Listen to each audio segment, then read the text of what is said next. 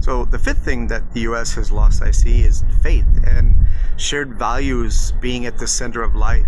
In the Philippines, faith is everywhere. It's not just something you do on Sunday when you go to church. This is actually woven into their everyday life. People actually pray before meals. They reference God in just casual conversations. They trust in something bigger than themselves, and it actually gives life meaning. There's a shared moral framework here. Right and wrong aren't just relative. Family, respect, kindness, generosity, these things are actually valued. And it's not perfect. Filipinos aren't saints. There's bad apples in every crowd in the world.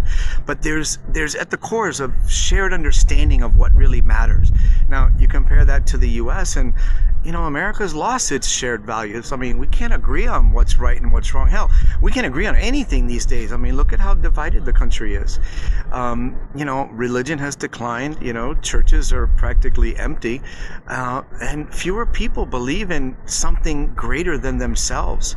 And without shared values, society it fractures. It can't sustain and stay together. Everyone is doing what's right in their own eyes, without regard for anybody else. And there's no common ground. The U.S. used to have at least a core shared values. Faith was central.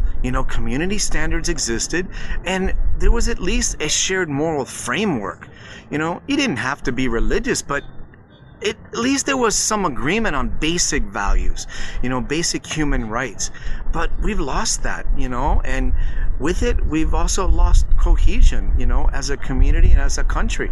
The Philippines still has that, they still have shared faith and values that actually create social cohesion and gives life meaning.